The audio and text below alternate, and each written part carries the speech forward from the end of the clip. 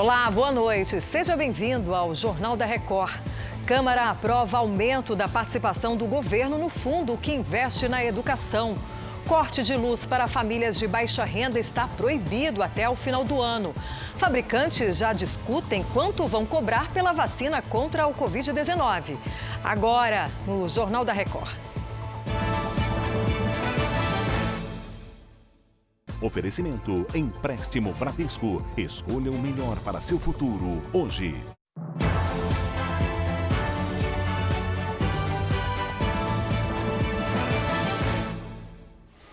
A Agência Nacional de Energia Elétrica decidiu manter a proibição ao corte de luz dos consumidores de baixa renda. Vamos a Brasília com a Nathalie Machado. Boa noite, Nathalie. Até quando vale essa medida? Oi, Patrícia, boa noite a todos. O corte de energia dos consumidores que se enquadram no grupo da tarifa social está proibido até o final do ano. Inicialmente, o prazo era até o próximo dia 31. A mesma regra vale para os clientes que têm equipamentos essenciais à vida, para aquelas pessoas que moram em cidades sem banco ou lotérica e também para quem não está recebendo a fatura impressa. Já os demais consumidores inadimplentes podem voltar a ter a energia cortada a partir do dia 1º de agosto. As distribuidoras deverão mandar avisos sobre a retomada dos cortes de fornecimento. Patrícia. Daqui a pouco eu volto a falar com você, Nathalie. Obrigada. Belo Horizonte pode fechar ruas para permitir a reabertura de bares e restaurantes. A Virgínia Nalon tem os detalhes. Boa noite. O que se pretende com essa medida, Virgínia? Oi, Patrícia, boa noite para você. A Prefeitura pretende espalhar os clientes para forçar um distanciamento social sem prejudicar a economia. E isso aconteceria aos finais de semana. A expectativa é que o segmento volte ao funcionamento no fim do mês, respeitando as medidas sanitárias. Uso de máscaras por funcionários e consumidores, que só podem tirar a máscara quando sentar à mesa. A higienização das mãos, além da adoção de cardápio digital. O Sindicato de Hotéis, Restaurantes e Bares sugeriu à Prefeitura ainda que o setor funcione de quinta a domingo. Patrícia. Obrigada, Virgínia. O Rio de Janeiro registrou queda em quase todos os tipos de crime durante a pandemia. Pedro Paulo Filho tem os detalhes. Boa noite, Pedro. Oi, Patrícia. Boa noite para você, boa noite a todos. Olha, esse resultado só não se reflete entre os casos de violência doméstica. De acordo com o monitor da violência contra a mulher, que é uma ferramenta criada pelo Estado, entre março e abril, o telefone da Polícia Militar registrou mais de 13 mil denúncias. É um índice 12% maior do que no mesmo período do ano passado. Por outro lado, o levantamento mostrou também que o número de mortes intencionais no estado no primeiro semestre foi o menor dos últimos 22 anos. As mortes decorrentes de ação da polícia também caíram desde que o STF proibiu operações em comunidades em junho. Essa redução foi de quase 74%. Patrícia. Obrigada, Pedro. E depois de 4 meses de fronteira fechada com o Brasil, o governo paraguaio liberou o sistema delivery de mercadorias entre as cidades de Pedro Juan Caballero, no Paraguai, e Ponta Porã, em Mato Grosso do Sul. O William Franco tem os detalhes. Boa noite. Como é que vai funcionar esse sistema delivery aí na fronteira? Oi, Patrícia, boa noite. Os produtos paraguaios poderão ser vendidos a brasileiros pela internet ou então por telefone. E as entregas feitas na fronteira que separa os dois países. Essa abertura gradual do comércio só foi possível depois de muita negociação no lado paraguaio. A fronteira ainda permanece fechada por pneus e cerca de arame farpado. O Exército Paraguaio também faz o monitoramento da área para evitar invasões. Esta é a 4ª flexibilização do comércio no Paraguai desde o início do bloqueio total dos serviços por conta da pandemia do novo coronavírus. Patrícia. Muito obrigada, William. A Câmara dos Deputados aprovou agora à noite a manutenção e reformulação do Fundeb, o Fundo de Desenvolvimento da Educação Básica. A Nathalie Machado tem mais informações. Nathalie. Patrícia, os parlamentares aprovaram em 2 turnos a proposta de emenda à Constituição. O novo texto prevê que o Fundeb seja permanente e aumenta a participação da União no financiamento da educação infantil e dos ensinos fundamental e médio.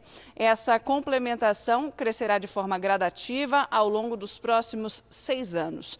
O governo federal se alinhou ao Congresso e concordou em aumentar dos atuais 10% para 23% a participação da União no fundo. Em contrapartida, os deputados aceitaram a proposta do Planalto para que 5% do total sejam destinados à educação infantil. Agora o texto vai para análise e votação no Senado. Patrícia. Obrigada, Nathalie.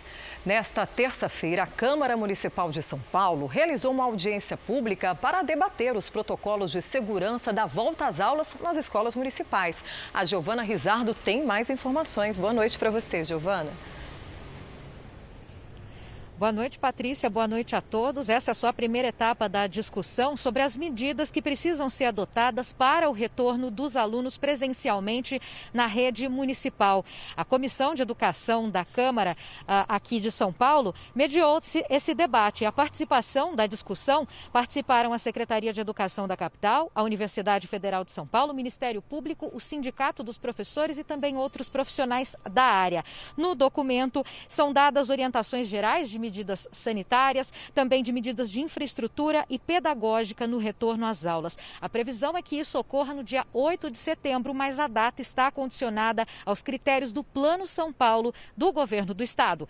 Patrícia. Obrigada, Giovana. Nesta terça também foi entregue ao Congresso a proposta de reforma tributária do governo federal. Nessa primeira fase, a ideia principal é unificar tributos. Nós precisamos de uma reforma tributária que siga alguns princípios. Por exemplo, que traga justiça tributária. Que quem ganhe menos, pague menos. Que quem ganha mais, pague mais. Que traga mais transparência, ou seja, o brasileiro saber quanto está pagando de impostos. Que traga mais simplificação, menos briga na justiça. Mais simplificação para as empresas recolherem seus impostos. E também que desonere as exportações. O Brasil é o único país do mundo que exporta impostos. O Brasil hoje deu um grande passo, o governo federal entrando para o debate, um grande passo para o país para resolver um dos maiores problemas da competitividade da economia brasileira. O JR Entrevista desta terça-feira foi com a senadora Elisiane Gama, do Cidadania do Maranhão. Ela é autora de um projeto para taxar grandes fortunas. Nós apresentamos outro projeto que foi exatamente a ação compulsória, ou seja, o empréstimo compulsório. A partir disso, o governo poderá buscar esse recurso e ele será deduzido a partir do ano que vem com a efetividade de fato dessa lei. Com isso, nós conseguimos, na verdade, resolver esse problema da anterioridade e já estabelecer a partir de agora um recurso novo para o investimento e, portanto, para ações de combate ao coronavírus no Brasil. É um debate que tem ganhado corpo no Congresso Nacional e será colocado exatamente em torno de 0,1% da população brasileira, que tem hoje um patrimônio da ordem de mais de R$1 trilhão. A senhora é vice-presidente da comissão mista que acompanha a situação fiscal e orçamentária, financeira das medidas de combate à Covid-19. Como é que a senhora tem visto a execução desses recursos? Temos feito um debate semanal não, um debate a cada 2 dias. É uma comissão que tem tido um nível de atuação muito grande no Congresso Nacional. Temos centrado no princípio da transparência pública, temos ouvido representações de várias segmentações, inclusive com representação dos estados, com a Controladoria Geral da União, ao mesmo tempo também cobrando deles, não é, uma ação mais rápida e mais efetiva. Uma coisa, Luiz e Leandro, que nós temos realmente colocado aqui de forma muito clara, é que esse é um momento que merece, na verdade, uma certa flexibilidade, porque nós estamos num período de caráter emergencial. É por isso que o estado de calamidade, ele flexibiliza em várias frentes. Nós fizemos aqui a votação do orçamento de guerra, nós temos vários PLNs que estão vindo para cá, tivemos decisão do Supremo Tribunal Federal, flexibilizando a chamada regra de ouro. Então, nós fizemos toda uma mudança na lei orçamentária para quê? Para fazer com que a ação seja rápida. Como é que a senhora avalia a educação pública no Brasil? Nós conseguimos detectar um problema muito grave no nosso país, além não é, do que nós estamos sofrendo com milhares de mortes, não é? É exatamente a questão da falta de cobertura digital no Brasil e a necessidade da aplicação de um plano nacional de universalização da internet. Voltamos com a Nathalie em Brasília, porque entidades do setor de comunicação pediram o adiamento da Lei Geral de Proteção de Dados. Nathalie. Oi, Patrícia, isso mesmo. O documento foi entregue ao presidente da Câmara dos Deputados, Rodrigo Maia, e ao relator deputado Damião Feliciano. As 14 entidades pedem o adiamento da vigência da Lei Geral de Proteção de Dados, de agosto deste ano para maio do ano que vem. Entidades alegam que prezam pela manutenção de empregos e prevêem a falta de funcionalidade da regra nesse período de calamidade pública, já que serão necessários mais investimentos. A mudança exige ainda a aprovação de uma medida provisória. Fontes ligadas ao Congresso acreditam que o texto vá para votação no plenário ainda esta semana. Vamos ouvir o que disseram representantes das entidades. A Abratel e todas as signatárias são favoráveis e sempre foram favoráveis à entrada em vigor da Lei Geral de Proteção de Dados. Mas, no atual momento, nós estamos vivenciando uma pandemia que atrapalha a adequação das empresas para o cumprimento dessa lei. O pedido deste setor e deste movimento para que a lei entre em vigor em maio de 2021, com uma nova prorrogação de aproximadamente 6 meses, tem como motivação a necessidade de uma melhor estruturação do Sistema Nacional de Proteção de Dados no país. A Síria acusa o exército israelense de lançar um ataque aéreo contra alvos em Damasco. 5 militantes morreram e pelo menos 11 ficaram feridos. Quem traz mais informações é a correspondente Bianca Zanini.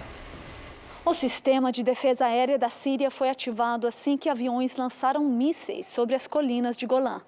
Segundo o Observatório Sírio para Direitos Humanos, o ataque tinha como alvo posições militares do exército sírio e das milícias iranianas pró-governo nas proximidades da capital.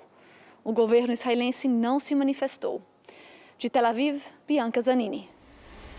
Fabricantes nos Estados Unidos discutem sobre o quanto vão cobrar por uma possível vacina contra o coronavírus. E quem tem os detalhes é a correspondente Evelyn Bastos.